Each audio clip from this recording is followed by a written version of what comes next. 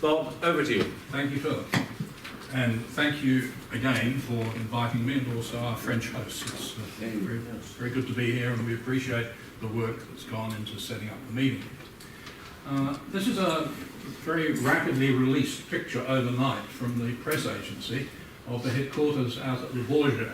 And you see the IPCC here in their planning mode, and every staircase ends in a blank wall or upside down, and every person that's trying to do something is patently trying to do something impossible.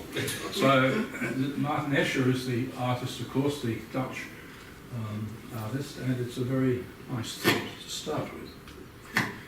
I thought I'd start with a few slides, not part of my main talk, but just for those of you that are literally off the plane. I was here a couple of days early, and I thought I'd just show you a couple of slides about what's going on in Paris outside the main conference centre. Most of you have probably seen this in the metro or elsewhere. It's a big poster summarising the various activities of the Grand Palais, the concerts and so on and so forth. And one of the big displays is outside the town hall. And this was 3 days ago when it was in construction mode. It was roped off with these barricades, and the workmen working on all these containers. And here's the town hall here, and here are the individual sites. There's going to be about 20 separate displays of alternative energy and other things linked to the COP21 climate conference. No doubt most of them by French firms that have their noses firmly in the trough of money that flows their way. But it's beautifully organised. They have these little containers, and down here you've got a full set of electrical and other connections, and they're all independent, and I recommend, it's now a completed village, I believe. The construction aspects have gone, so I recommend a browse there. Well, just after I'd walked past the town hall and over to Notre Dame and was mingling gently with the army out in front of the cathedral, there's this sound of sirens, and I look out to the left, and I lost count, but it was more than 30 vans, police vans, all rushing off in that direction to the Place de la République, where the demonstration that had been commanded not to occur had just started to occur, and the police had decided to do something about it. This actually was a major publicity disaster for the COP21 people, and the television news readers were all labouring under this problem. Their story had been spoiled because worldwide there's been tens of thousands of people marching in all these other cities, and yet, damn it, the French went and spoiled it by putting on this riot. So it really did spoil the story. They're ready. This is the street alongside the cathedral. It's looking one way. If you look the other way, there's another line of motorcycles. More than 100 police motorcycles just parked there, ready to go. So, any activists in the audience that think you're doing anything? My advice is don't. And then the pièce de résistance, if you haven't walked up the Champs-Élysées, let me recommend that you do. And you will find these hamster wheels where you can run inside, and if you run vigorously enough, you'll light up this pole. And if you don't like being a hamster, then you can get with your partner on one of these swings, and you can similarly generate energy that way. Or, if you prefer it again, you can pedal on a cycle. These cycles have got their rear wheels removed off the ground, and so as you pedal, you generate the electricity rather than the forward motion. And this is all claimed, of course. Oh, they don't miss a beat. So in amongst the bicycles, of course, there's the small ones for children. I mean, they've really thought this through. And when they first opened this, the kids were queuing up, as you might imagine, to get on. And then you're told all of this is, let's work together with COP21 and generate 100% renewable energy to light up the shop. I mean, Jesus. So anyway, so the next morning, 24 hours after these things had opened, I walked past again, and 2 of them were closed, with technicians deep in their intro. It was a wonderful advertisement for the reliability of alternative energy. Don't miss it.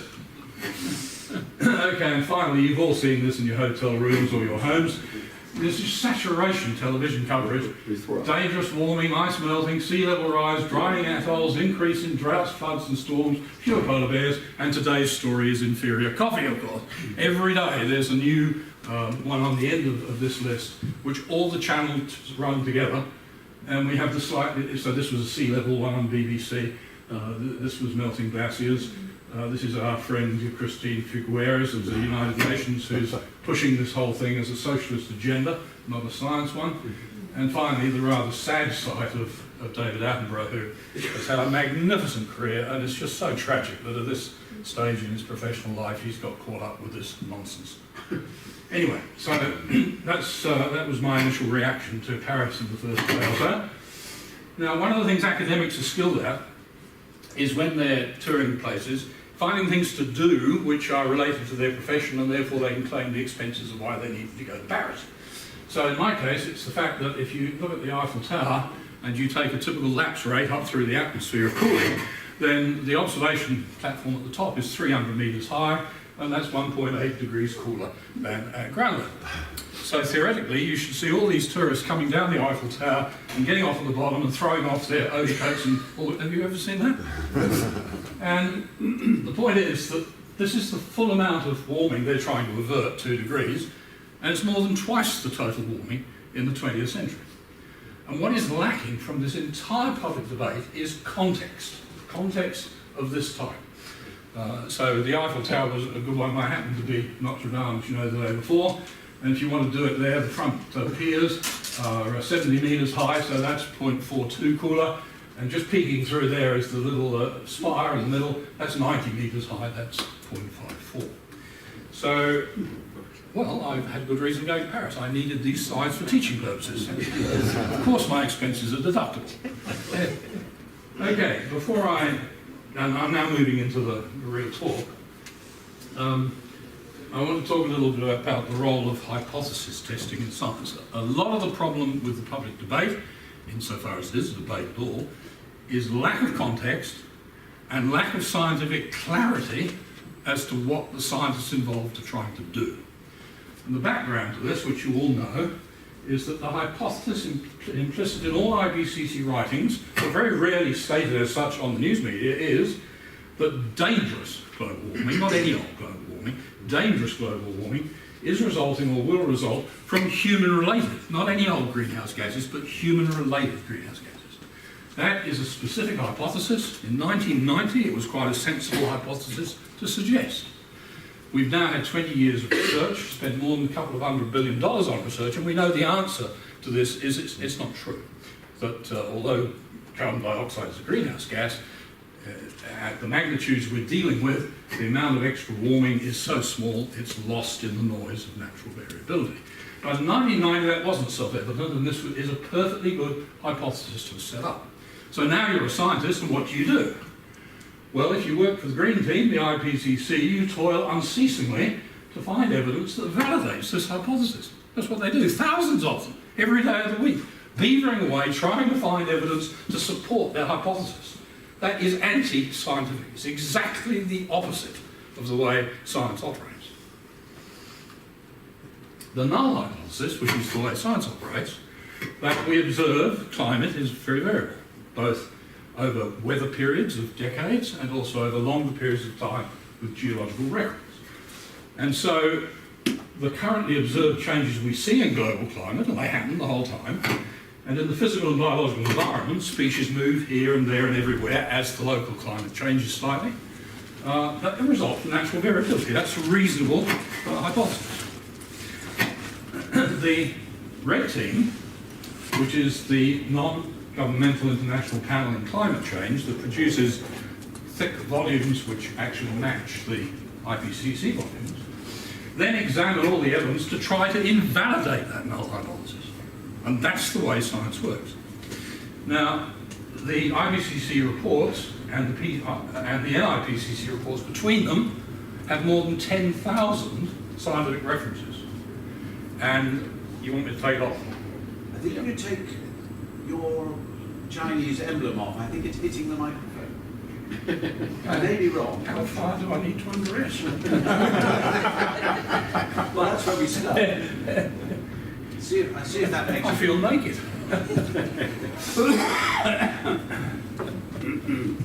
Where was I? Null hypothesis, Red Team, Green Team, 2 volumes.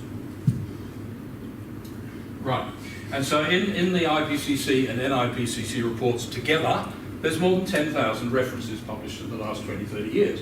Not one of those references contains evidence that invalidates the null hypothesis. Everything described, there's lots of things described that are either weather or climatic changes or organisms responding to those changes. But there's not a shred of evidence that it's other than natural variation, let alone that it's due to carbon dioxide, let alone that it's due to the tiny amount of human carbon dioxide that we're putting into the system. So that's the intellectual framework that we should be looking at this through, and we, in the wider term of the scientific community, are not doing. Okay, so I like to concentrate on what I see as framework, boundary-setting facts. But in the background, all these facts are aimed at that null hypothesis, that the change we see around us is actually natural variation. And we're looking for evidence to disprove that. Well, the first thing we need to do is look at a reasonable period of time. 150-year thermometer record is a joke if you think you're going to look at climate change in that. So you need a geological data set. This is one of the best. It's the Greenland ice core from 10,000 years ago. The blue here is temperature, and the red here is carbon dioxide from Antarctica. Carbon dioxide mixes, as you know, in about a year. So this is a global signal, even though it's measured in Antarctica. And what we see straight away is that there's this thing called Holocene climatic optimum 8,000 years ago or so, where the temperatures were about 2 degrees warmer than today. So we're on a long-term temperature decline, cooling.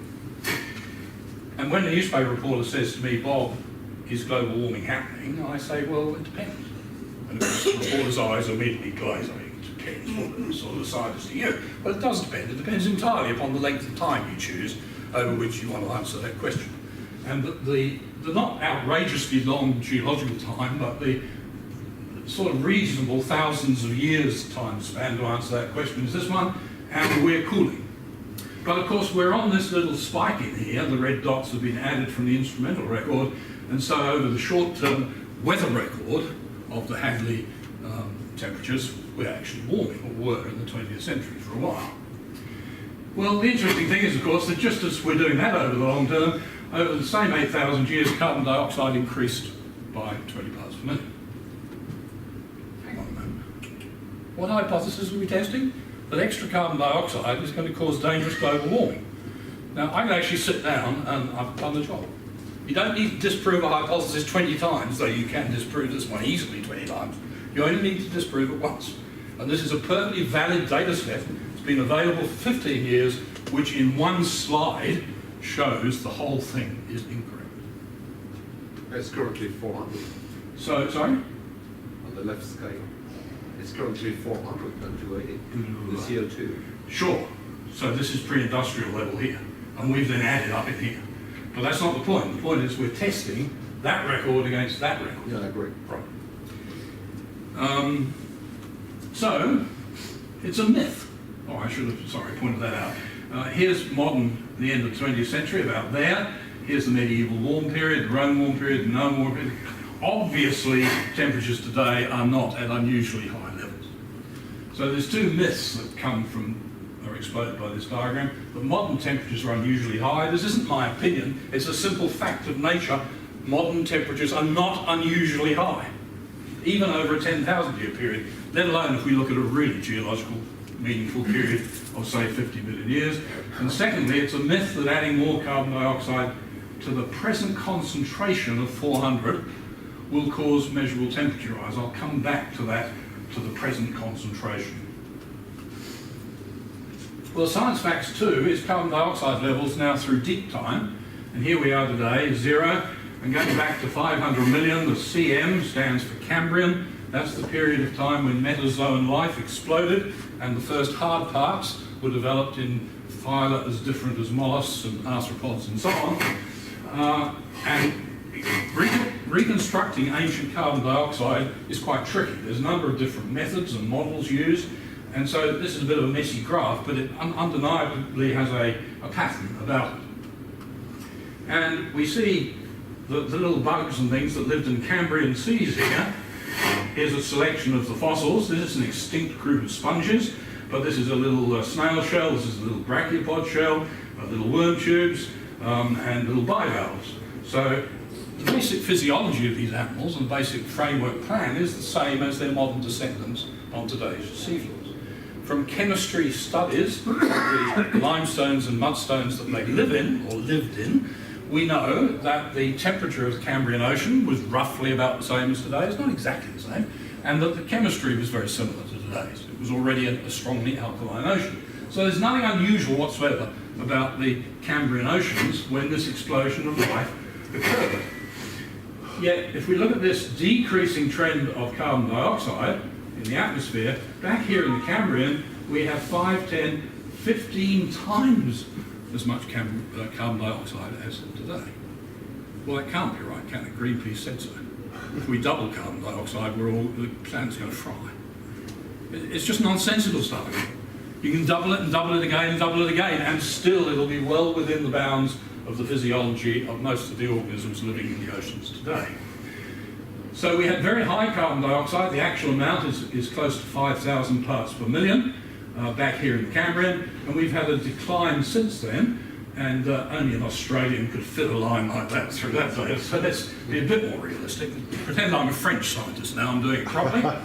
And here we go. So we see something happened that caused a major drawdown of carbon dioxide between about 420 and 350 million years ago. What was it? You all know. Yes, garden. The evolution of Life. plant plants and photosynthesis. So here we have it, and these are just factories for sucking carbon dioxide out of the atmosphere, and as they accumulate as swamps, sequestering it ultimately in the geological record. And we come along 400 million years later, and we dig this stuff up, and we put it in a power station, and we make cheap energy.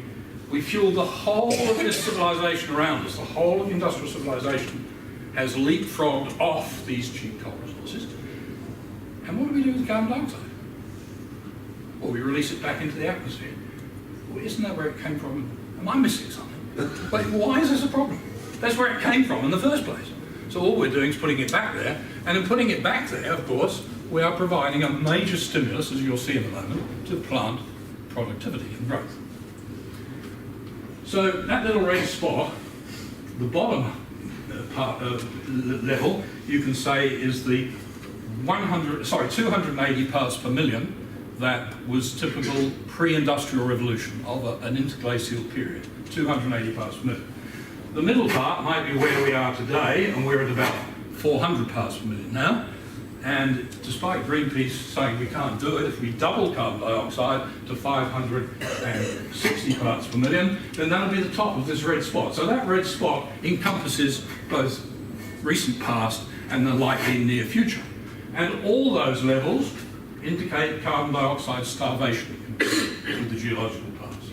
They're also all suboptimal for plant growth, and they are, of course, why greenhouse growers and other horticulturalists seed their greenhouses with about 1,000 parts per million of carbon dioxide. Do they do that because it makes them feel better?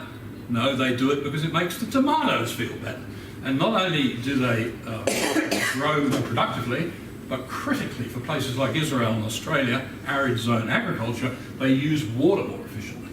It's the most wonderful environmental benefits that you could have, and the Greens have convinced the globe that it's a poison, that it's a pollutant. It's an astonishing inversion of what you might call post-Enlightenment logic. So, it's a myth that atmospheric carbon dioxide is at unusually high levels today. But the myth is taught in the schools your children and grandchildren are going to, and mine. They're also being taught that modern temperatures are unusually high. Totally incorrect, but it's being propagated by force of propaganda throughout our societies at the moment.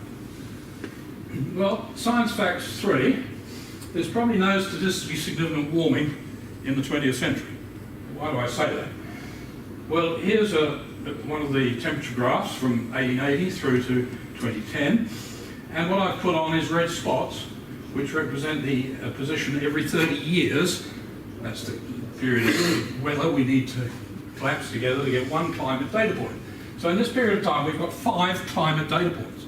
And there are scientists, like thousands of them out there at this centre at the moment, that are trying to tell us we should plan the world's economy on the basis of a curve that has 5 climate data points. I mean, are they for real? Well, unfortunately, they are for real. It's just totally absurd. This is not and never will be a climate curve.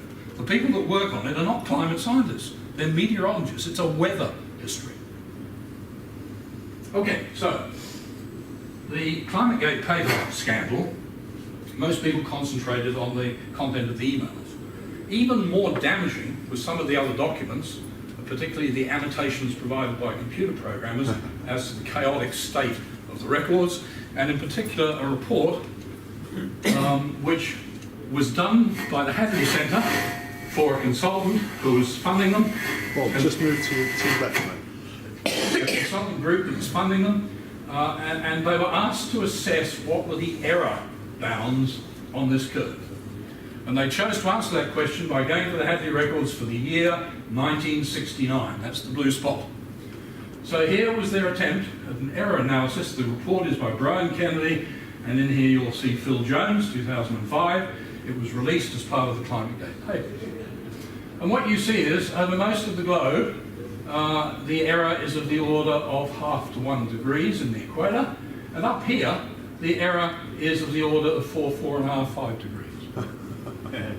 And this is for the year of January 1969. There's no particular reason to believe that's in any way an atypical year.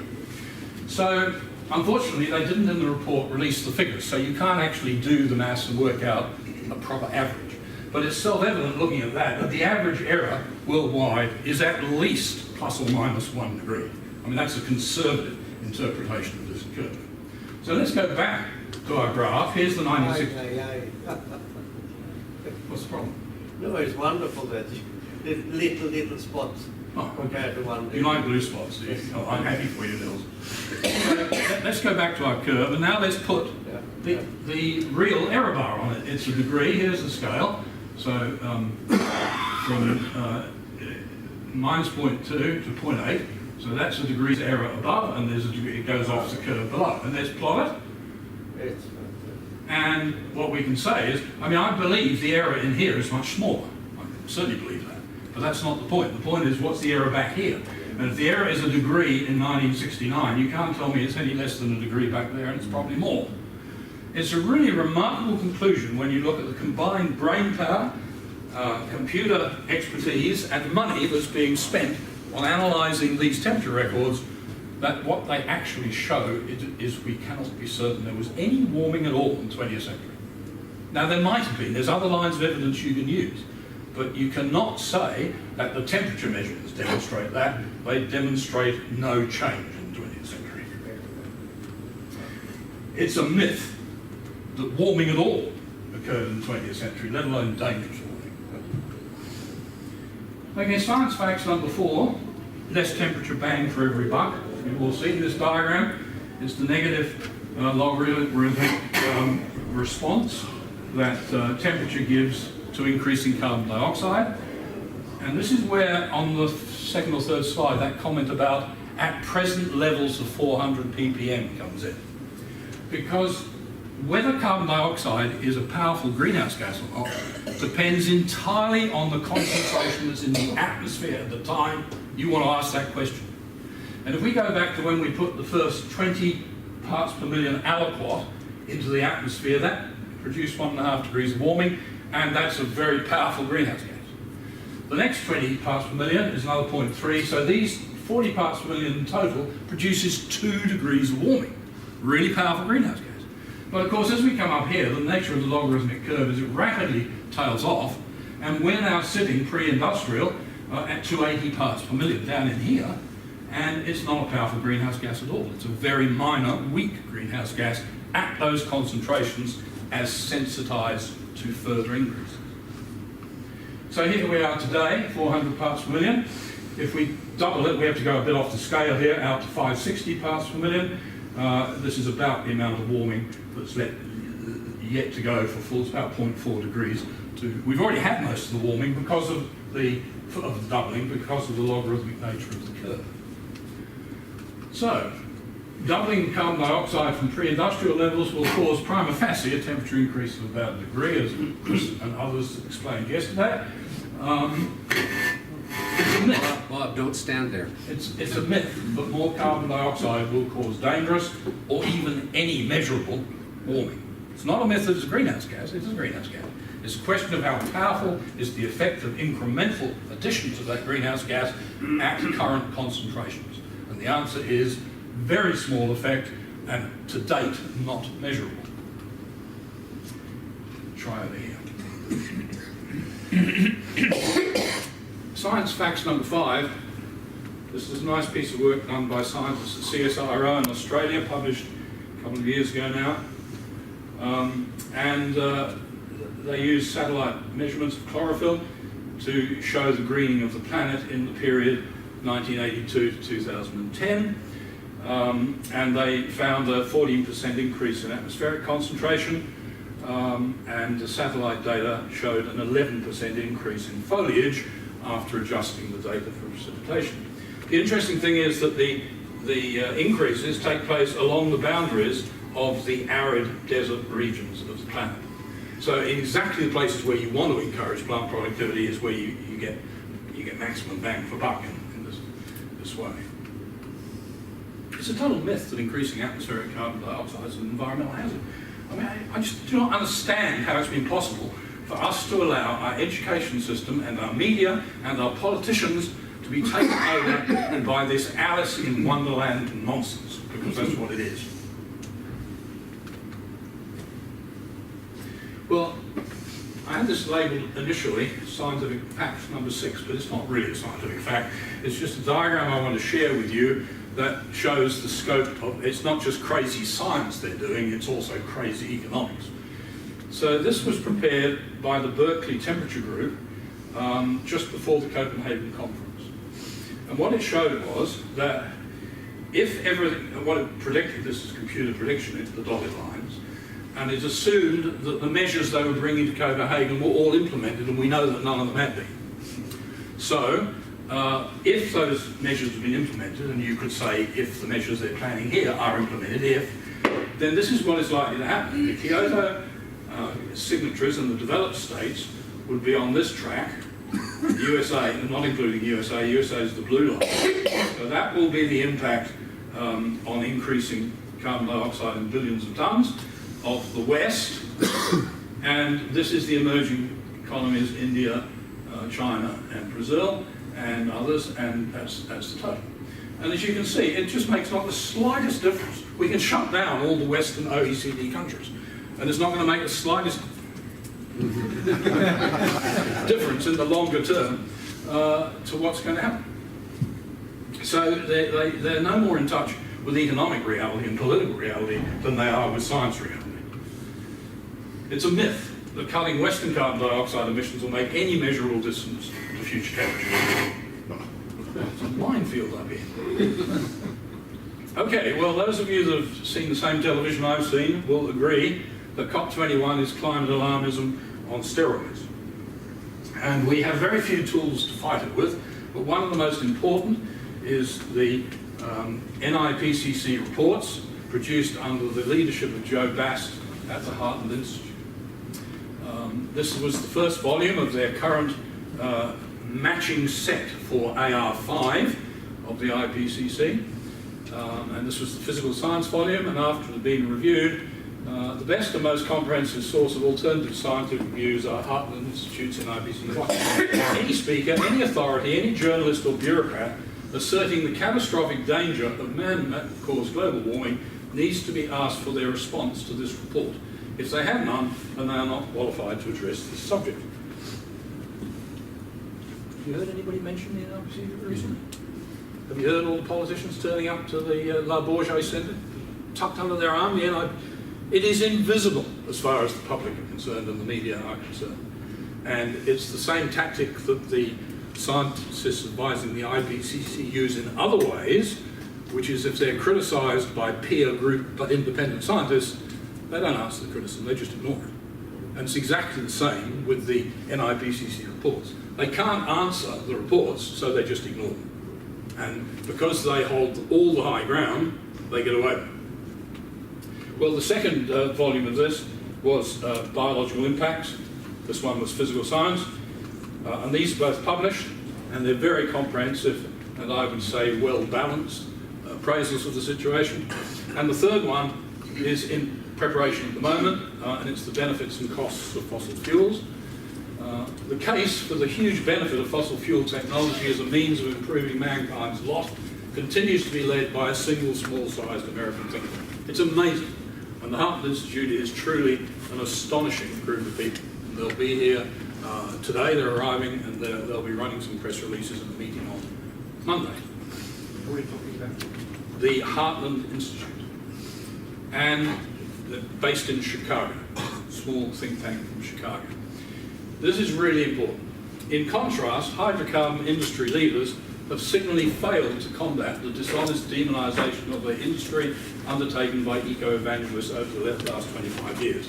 Shell, BP and others have just been coming up and putting their head on the block to have it chopped off. It's just amazing, given the financial resources those companies have, that they have not done more to mount a defence to this nonsense. But you know why? They are under daily intimidation from every green group in the world and from their governments.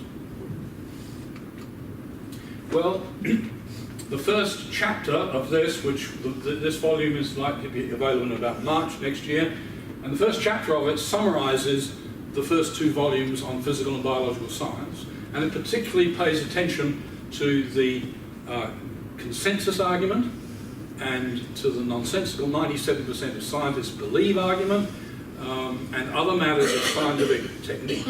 And that chapter has been released and will be available on Monday as an independent standalone book explaining why scientists disagree about global warming. I'm sorry I don't have one to show you, but they will be available in the next couple of days. Why does the NIPCC matter? It matters because it provides a balancing science bulwark to IPCC advice, and secondly, it mattered because almost uniquely it mounts a defence against rampant, and some would say pathological, anti-capitalism. I'm almost at the end, and this is just a random diagram I thought I should share with you. I couldn't believe my eyes when I saw it because it's so manifestly true. It comes from a course run at senior levels of the British civil service by retired senior bureaucrats. And it shows the various pressures that bear on a minister who is trying to set policy. And I posed a question yesterday to one of the speakers about how is it that the politicians, well, this is how it is. This is the importance of science. Now, you know, no scientist likes to believe that. They all like to think that the science is the determining issue in the argument. It's not. It's one amongst about 20 pressures that bear on the minister, and of course the minister makes his decision using time-honoured techniques. So like it or not, this is the system we're caught up within, and there's no special place for scientific argument within it. Well, the NIPCC, they're two very thick volumes, but you can summarise broadly the message they contain. Firstly, the assumption that prior to the Industrial Revolution the Earth had a more stable climate is simply wrong. Secondly, climates always change, it always will. There's nothing unusual about modern magnitudes, rates of change in temperature, ice volume, sea level, or extreme weather events, or even polar bears, or the quality of coffee. The most likely medium-term threat may be of damaging cooling, and you're all aware, and other speakers have already alluded to the gathering solar evidence that we're maybe heading for a very strong cooling period. Atmospheric carbon dioxide is neither a pollutant, nor is it the primary forcing agent for temperature change. Rather, carbon dioxide greens the planet and is an overall benefit for humankind. Now, I know I'm risking the wrath of the speaker, but I have to wash my mouth out having said that.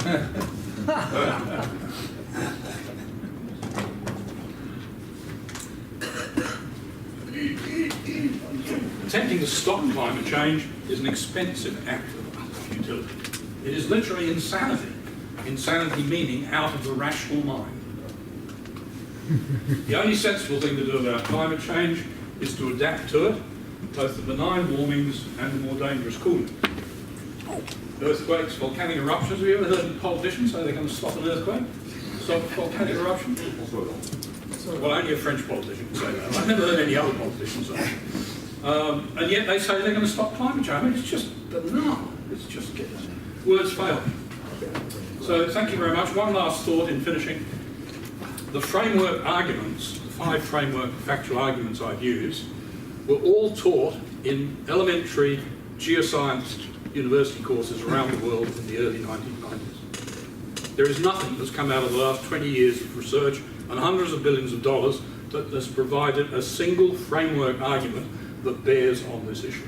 The science was long ago known at the level of the basic tests of the hypothesis, and I'm afraid the IPCC is determined to ignore that science. Thank you.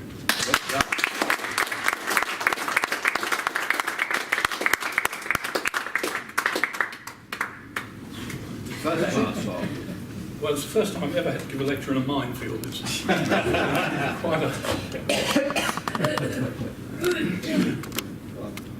You have an information about the subpoena that the NOAA is under regarding their mitigation of the latest temperature curves? it may well be others, possibly Pat or Christopher can answer that better than me. All I'll say is no, it is underway, and there's no sign of the congressman involved backing down.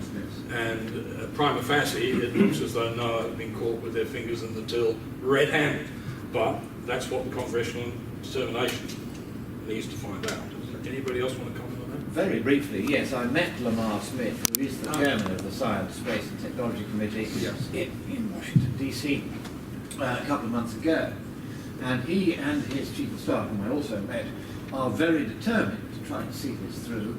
However, they are conscious that even though Congress can issue subpoenas, unless there is a very widespread will among the rest of the public party to back them up in both houses and in large numbers, making the subpoena stick may prove difficult, because NOAA, with the support of the executive, can indefinitely get away with not complying with it. So they're not quite sure how well this is going to go, but they are also conscious that in merely asking the question, reinforcing it with a congressional subpoena, and then watching NOAA wriggle, they're sending a very clear message to those who may be looking in on this, that this is not an agency that is confident of its position, or it would gladly answer the subpoena and go and give an account of itself. That's what they're proposing, to releasing only the non-scientific confidential documents, something like that. They're very determined not to show what they did, because they know, and I think Rob is right, they've been caught with their fingers in the till. They know that it won't stand up to any independent scientific scrutiny. The only way that they can get away with it is to suppress the data, and that means they're going to have to continue to defy the congressional subpoena, because it is exactly this kind of action. And we're lucky that there is one country in the world that is democratic enough and has a party intelligent enough to do this. It's by that sort of method that we make them expose what they have done, make them subjected to independent scientific scrutiny, and make the public see that they are unable to answer that scrutiny. That's what's in Lamar Smith's mind. He's an unusual congressman. He's very tough-minded, very determined on this issue, and entirely he takes very much the same scientific approach as Prof. Carter does to this. It's hard-headed, it's down-to-earth, it's mainstream science, and no bullshit.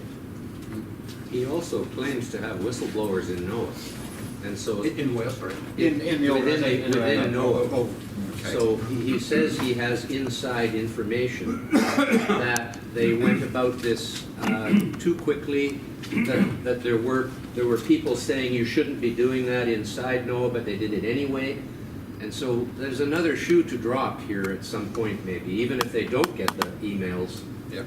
There are apparently people who have been willing to come forward and tell the story. So he's a good lawyer. He knows the answers when he asks the question. I think so.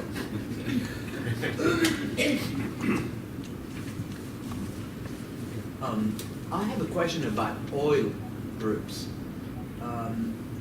What is the part of their position which is dictated by the interest they have into replacing coal in electricity production? Because what we witness here in France is that there is an overall support of IPCC position by all companies. Nuclear, evidently, all the industries involved in housing insulation, typically Saint-Gobain, and we have very vocal chairman of these the different groups. And today, the most vocal is GDF Suez, Engie, because their interest, and I think they're in good faith convinced that they have a very strong card to play replacing coal with gas turbines. How much of the oil people worldwide are convinced that they have more to gain on kicking coal out of the board versus losing? They know that transportation will be dependent on them. They know that some of their markets are incompressible.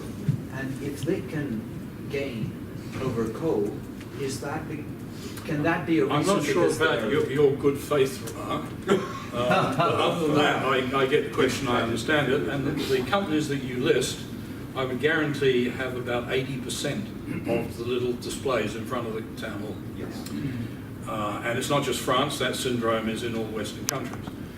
At the level of the petroleum companies, and to a lesser degree the ones you mentioned, I don't think they had any best interest in stopping coal whatsoever. Brought about from the outside by intimidation and bullying. And from the moment it became apparent that the public opinion was being captured, not least through indoctrination of school children over a period of a couple of decades, it became apparent the public opinion had gone far enough that way that the politicians were on board, then you would be negligent in your duty as a company director if you did not exploit the financial opportunities that were beckoning in comparison with suffering the opprobrium to your company's brand that would come from opposing this. Yeah. So I think the single biggest factor in this whole thing is bullying by radical Greens and now by governments in support of radical Greens. So it's fear. And I think businessmen are in a dreadful position. Most of them really just go with the flow because that's what business does, make money. There is in one respect an advantage to the oil companies, particularly if they reframe themselves as gas companies. Yeah. And, I went to a very interesting talk by an executive of ExxonMobil recently at the Royal Society of Edinburgh, where he said, oh, we're becoming a gas company now. We're shifting to gas rather than oil because we can make so much money knocking out the coal companies using global warming again. But that's only because of the political and social absolutely, activity. but they do. They have therefore managed to capitalise on this in two ways, not only by reacting to the bullying by giving into it, but also by capitalising on it by saying, all right, we'll sell you gas because roughly it is per megawatt hour, gas produces half the CO2 emissions of coal. Now, you and I know that actually doesn't matter either way, but if you have an environment in which people think it does matter, and you can sell gas and knock out coal, you're going to make money that way, and that's what ExxonMobil are now doing. One of the benefits of reducing the consumption of coal is that you get to save it for the future.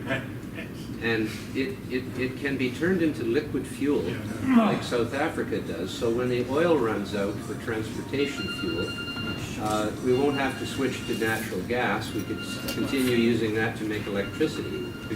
And we can save the coal to make liquid fuel in the future. And if you use nuclear energy in combination with the process to make liquid fuel, unlike in South Africa where it takes 2/3 of the coal to do the processing and you only get 1/3 of it turned into liquid fuel, you can turn 100% of the coal into liquid fuel by using the heat from nuclear power and the disassociation of hydrogen from nuclear power to hydrogenate the coal into liquid fuel. So it's actually not a bad idea to save it, if you can, as long as it isn't prohibitively expensive. But it is not really prohibitively expensive to switch from coal to gas for electricity production, and nuclear and hydro. Bobby, in your presentation you talked about the Greens, the NGOs office. If I'm not mistaken, there is no NGO in China, and they've been kicked out of India. Wasn't that wonderful news? Why didn't the rest of the world follow India's example? I thought that was just marvellous. Now, it's about 50% of the world's GNP. So when we say the world, we say the Western world, actually. But it seems that the rest of the world just doesn't give a damn. But the NGOs are basically running this meeting. Yeah. The politicians think they're in control, they're not. Yeah. It really has for some years now. The IPCC charabang has been basically NGOs plus government. So there's not very many real scientists involved in the loop now. Not at this level out here. And Xi Jinping left Le Bourget yesterday for a 6-day tour of Africa. Well, one other comment I'll make relating to your question. I'm often asked, well, do I really think that my brother scientists and sister scientists are either stupid or corrupt, which you could say is a reasonable inference from what I've said to you this morning. You would have to say, well, what are all these thousands of scientists doing? They must be dishonest. I don't think that's true, and I actually have some sympathy for them. Look at it this way. Take 100 scientists active in climate science. I know one, and I'm not going to tell you her name, but I know her. And she's at this end of the spectrum. She has 2 postdoc fellows who have wives and 2 young children. She has 3 postgraduate students, and she has an expensive piece of analytical equipment she has to keep running. Keeping that operation running costs about $2 million a year, and lots of grants of that sort of size are on the government tree labelled global warming science apply here. She really believes this is a crisis. No doubt at all whatsoever. She's one of these people that is absolutely serious about the whole thing. Now come to the other. That was number 1. This is now the number 100. And this person has a similar sized research group and knows that the science is total bullshit. But their postdoc fellows need a salary. Who's going to look after the kids if they don't have a job doing it? So the motivation is you've got to get the money in to keep that research group going. And that particular scientist, and I'm not looking down my nose at him, I understand the problem, is being just totally cynical, ruthless and pragmatic. Doesn't give a stuff about what the real situation is. The thing is, how do I get the money to keep this going? Okay, so I know examples, and so would any other working scientist, of those 2 people. What nobody knows is the distribution of the other 98 scientists in between. You know they fall along that line, and some of them towards this end, and others towards this end. And there's a sense in which it's really quite unfair to criticise those scientists who train to do science, they want to do science, they love doing science, they've been successful enough they can attract a $2 million research grant. That means they're not idiots. And yet they've allowed themselves to end up in this, I think, ethically completely unsustainable position. But I can understand only too easily how it happened. In our collective, the climatologists, we have a few civil servants from the Ministry of the Environment. They want to remain anonymous for obvious reasons, but they are in a key position to know what the bullshit is about. But just a quick footnote to the coal issue, and this is a footnote rather than a central thing. One of the byproducts of burning coal for power stations is fly ash. Fly ash is what goes down on the roads and what builds buildings. Breeze blocks, as we call them in England, concrete blocks. Suddenly cutting all that, we're going to be shipping fly ash from China, from India, or possibly from Germany, I don't know. It's, there is so many side issues. If you start changing things unnecessarily, here is a product which is very useful.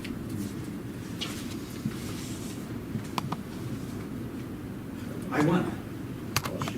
Just because you're the most handsome. Thank you so much. I knew that. I'm also tall. Tall, blonde hair, blue eyes, everything.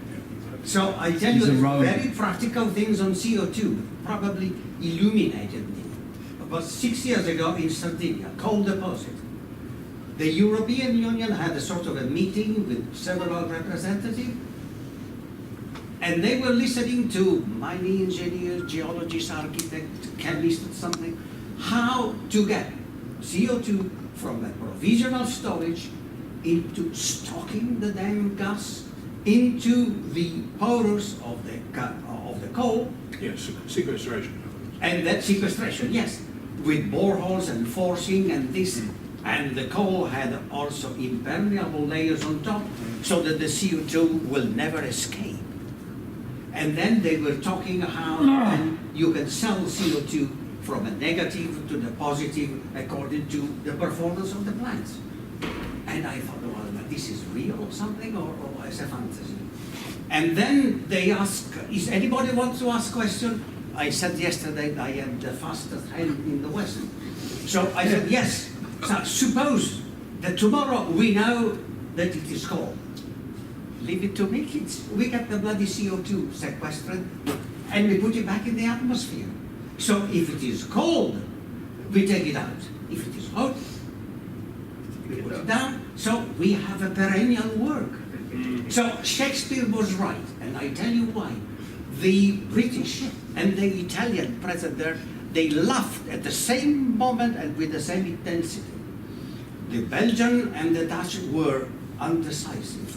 The French and German, oh, this is unmaking, and they went bad because I was ruining the little toys they have. So this is real. You spoke up against this. My God, I said they must be crazy. Correct, because they're presuming there's You control put it out of there, Yeah, so then, labeled carbon dioxide. my God. That's an image which has been deliberately perpetrated, again, by radical Greens, and it's very powerful and very successful. So it doesn't surprise me at all, this bunch of... But I've seen it in reality, Yeah, I know. and people were listening seriously.